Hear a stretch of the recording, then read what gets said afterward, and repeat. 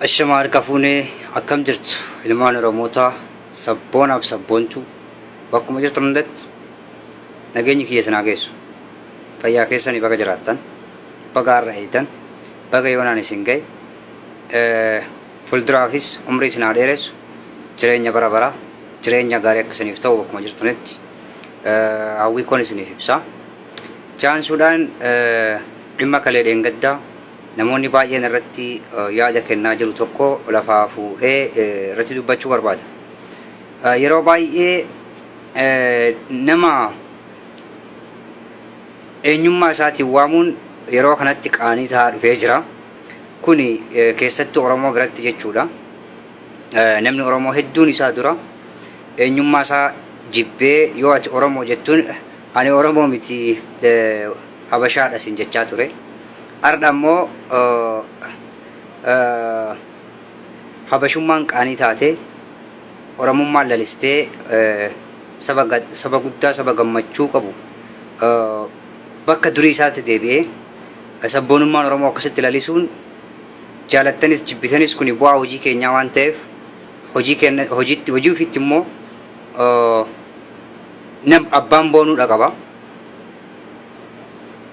Kanaaf yoo abbaan of kabaja namni nama kabaja jedhan kuni hojii keenya itti milkoofnee jirra. Habashummaan maal akka taate amma tokko ummata hubachiisnee jirra.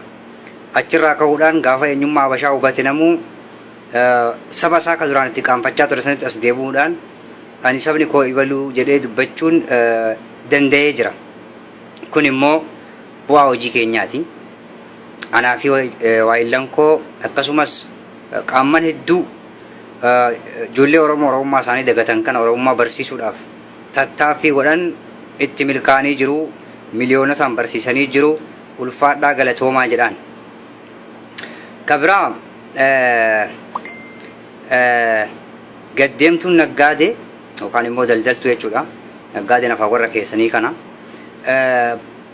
bona dhadhaa nagaddii ganna sooqidda nagaddii jedhan. Gaafa nuti Habashaan dura nurratti bantee Habashaa dura dhaabbannee nuti Habashaa miti nuti Habashaan akkasii Oromoon akkasii jennee saba addaan baasnee lakkoofsa seenaa sabaa himnu lakki nuti Habashaadha Oromoon eessa jira Oromoon maalidha jettaniiti dura nurratti geggeessaa turtan warrumti hardhaa kuni jechuudha. Gaafa immoo nuti namni saba isaa addaan baafatee ibaluu Habashaadha ibaluu Oromoodha jedhee addaan baafatee nama Habashaa saniin nuti Habashaadha jennu maaliif nama sanaan Habashaa jettanii namni kun dirqama Oromoodha jechuun qabdanidha jechaa jirtan. Kanaaf faallaa waan ta'eef hojiin keessan yeroo hundayyuu hojii akkasii kanattis hin milkooftanii akkasuma wacaa ooltuu waca keessaniif niiftu immoo bakka hin kenninu jechuudha. Kuni kana. Kabraa dhimma waa'ee ustaazota irratti ani barreessee gadi dhiise jarri kun Habashoota malee gootota keenyaa miti. Amma sirra deebi'een jedha Habashoota malee gootota keenyaa miti. Kana yoon jedhu gootota diina Islaamaatii miti hin jenneen.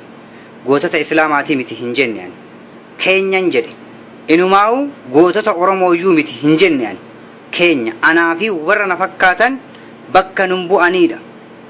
Wanni beekuu qabdan ammas anaa fi warra na fakkaatan bakka hin bu'aniidha.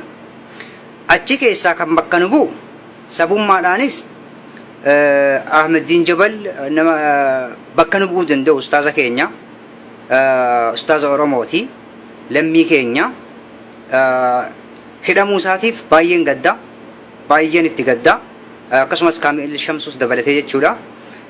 Jarri kun bilisaan mana hidhaa wayyaanee sana keessa akka bahaniif oppiidiyoon hojii hojjechuu qabdi jedheen yaada. Hawaasni Oromoos dhiibbaa irratti godhuu qaba jedhee yaada. Gara kabiraatiin nutiif lammiin keenya hidhamuun nuuf haarayaa miti. Oromoo miliyoona 90,000 oltu mana hidhaa wayyaanee keessa jira.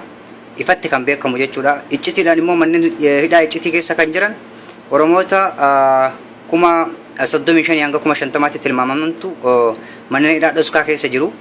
Walumatti lammiin Oromoo lakkoofsa miliyoona tokkoyyuu gahu mana hidhaa wayyaanee keessa jira jechuudha. Bakka lammiin keenya hammana gahu mana hidhaa keessa jirutti namoota muraasa jara keessa adda baasnee jaraaf qofa hin lallabnu jechuu nuti. Goototonni keenya kan mirga amantaa keenyaatiif hidhaman kanneen akka Ahmeddiin Jabal Kaamil Shamsuu gootota Oromoo keessaa tokkodha. Gootota Oromoo keessaa ta'uu isaanii beekna. Nama Oromoodhaaf quuqame. Ilmaan Oromoo mana hidhaa keessa jiran miliyoonni kuni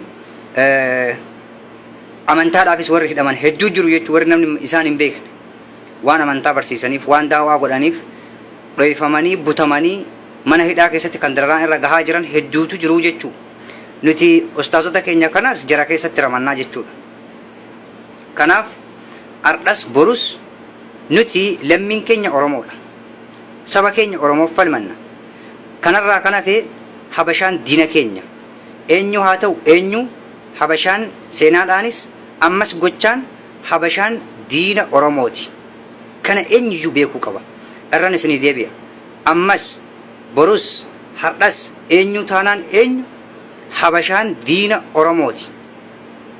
Lakki Habashaan diina Oromooti miti yoo jenne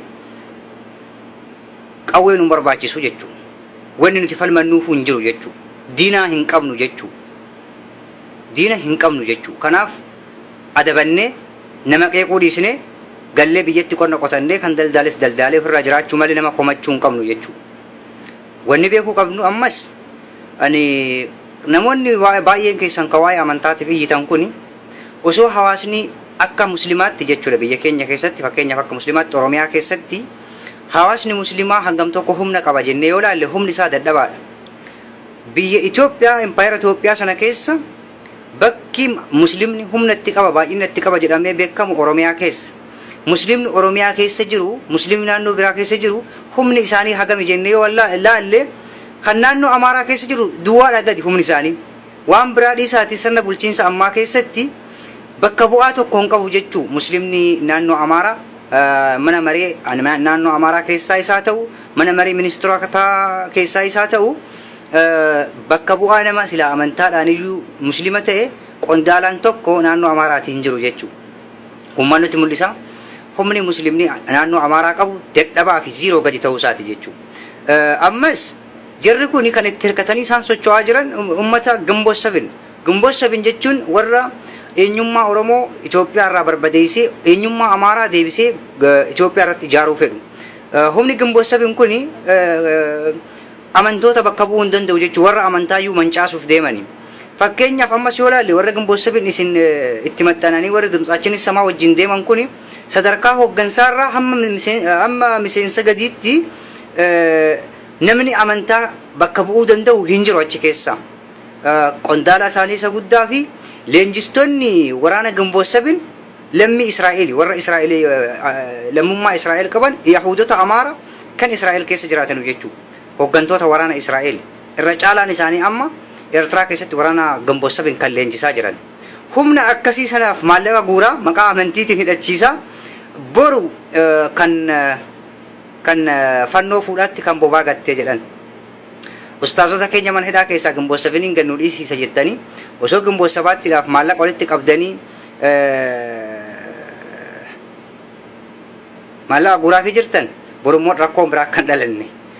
Gimboot 7 duuba eenyutu akka jiru eenyutu Gimboot 7 akka deeggaraa jiru eenyutu Gimboot 7 akka hidhachiisaa jiru Gimboot 7 galiin isaa guddaan isaa akka ta'e Yahudonni warri Amaaraa jechuudha kan biyya Israa'eel keessa jiraatan maal gochaa akka jiran hubachuu isin barbaachisa. Akkasumaan hojjetaan olina of ijaara. Namni amantiidhaaf loluu barbaadu dirqama Gimboot 7 wajjin wanni isa geessu hin jiru. Gimboot 7 dhaaba amantiif loluu miti. Addi bilisummaa Oromoos dhaaba amantiif loluu miti. Dhaabbileen Oromoo kabiraallee dhaaba amantiif loluu miti. Dhaaba sabummaaf lolu. Dhaabni amantaaf lolu biyyoota ollaa keenyaa jira. Fakkeenyaaf Al-Shabaab namni amantaa kiyya bilisoomsa jedhu dhaqee Al-Shabaabitti dabalamee Al-Shabaabii wajjin waraana amantaa geggeessuudha. Dhugaan isiniif himaan. Gimboot 7 irratti deemtanii Gimboot 7 qawwee hidhachiistanii boru rakkoon irraan ga'uurra deemaati Al-Shabaab Sumaalee kan amantaadhaaf falmatu wajjin falmadhaa. Galatooma.